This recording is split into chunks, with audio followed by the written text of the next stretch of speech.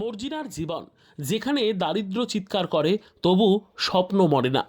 যে বয়সে হাতে বই খাতা থাকা উচিত সেই বয়সে হাঁড়ি পাতিল কাপড় কাচা আর অসুস্থ বাবার দায়িত্ব কাঁধে নিয়ে প্রতিদিন নতুন করে বাঁচার চেষ্টা করে ছোট্ট মেয়েটি মর্জিনা খাতুন।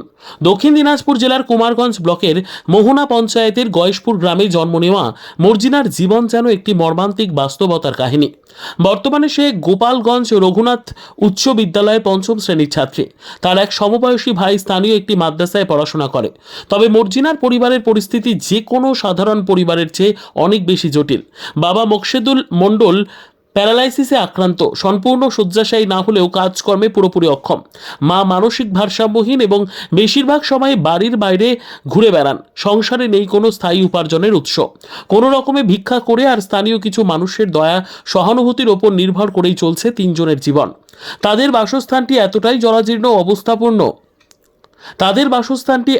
জরাজীর্ণ ও অব্যবস্থাপূর্ণ যে সেটিকে বাসযোগ্য বলা কঠিন। বৃষ্টির দিনে ছাদ চুইয়ে পড়ে জল, বাড়ির আনাচে কানাচেতে মাঝে মধ্যে দেখা যায় বিষধর সাপ। নেই কোনো বিদ্যুৎ সংযোগ। শুধু তাই নয়, বাড়ির এমন অবস্থা যে কোনো গুরুত্বপূর্ণ কাগজপত্র রাখারও কোনো সুরক্ষিত জায়গা নেই। সবকিছু যেন এক অনিশ্চয়তা ও শঙ্কার মাঝে ডুবে থাকা জীবন। এই অবস্থাতেই মর্জিনার প্রতিদিন শুরু হয়।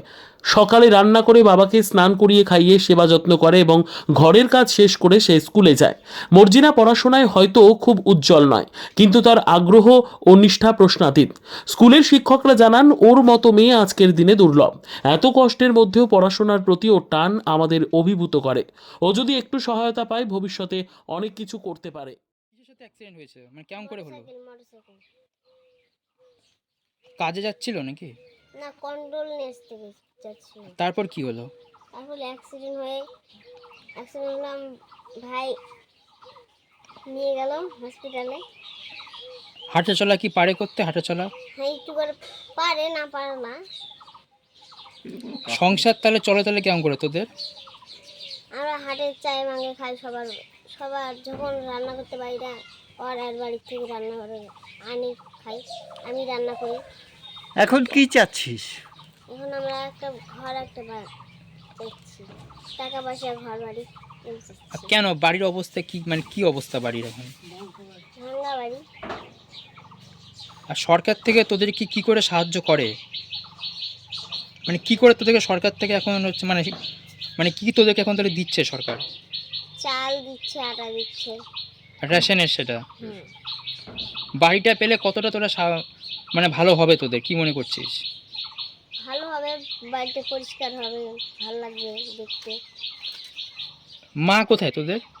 আমার মা পাগল, মাথা খারাপ, ওই রাস্তায় রাস্তায় ঘুরে বেড়ায়। কখনো আসে কখনো আসে না। তোর নাম? মর্জিনা খাতুন। বাড়িতে আমি, আমার দাদা আর আমার বাবা। আমার দাদা তিনজনের সংসার? হ্যাঁ। আর রান্না বাড়ি তাহলে কে করে তোদের? আমি করি। তুই তাহলে এখন তাহলে হচ্ছে কোন স্কুলে পড়িস আর তুই কোন ক্লাসে পড়িস? আমি গোপালগঞ্জ স্কুলে পড়ি, 5-এ পড়ি। তোর নামটা বলবি? মর্জিনা খাতুন। কি জন্য হয়েছে? মানে কেমন করে হয়েছে? অ্যাক্সিডেন্ট হয়ে কিসে অ্যাক্সিডেন্ট হয়েছিল? মোটরসাইকেল দিয়ে। তারপরে তারপরে এনকে হয়েছে। আপনার বাড়িতে কে কে আছে?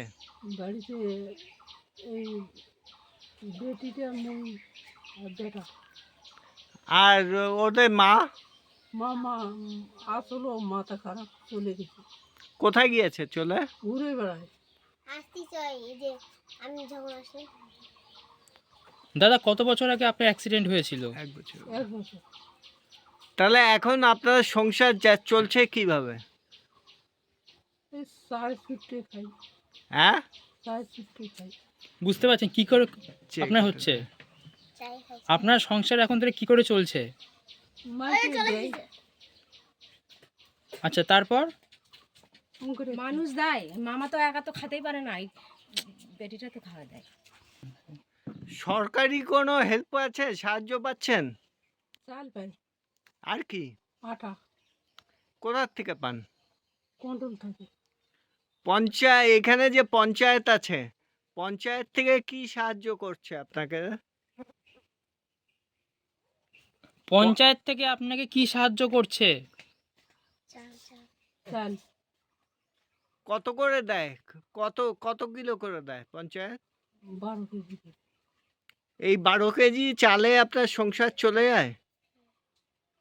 হ্যাঁ, 1 মাস চলে যায়। 1 মাস চলে। আপনার নাম? মকসুদুল মন্ডল। কি চাচ্ছেন? কি আবেদন করবেন সরকারের কাছে? বাড়িতে আছি। আপনাকে বাড়ি দেয়নি? না, ঠিক আছে ঠিক দাদা। চল তুই সর, সর, সর, সর, সর।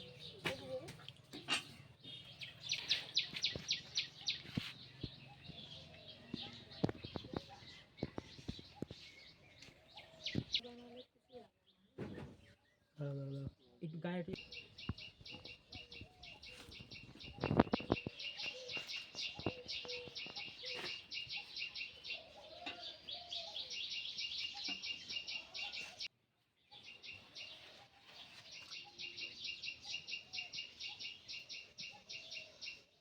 একটু ঘুরে বসেন, পারবেন?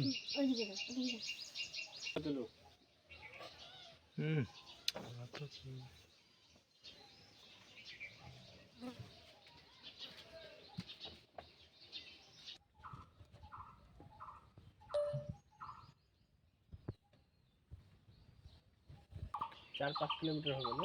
হাতটা তো ঢুকেছে।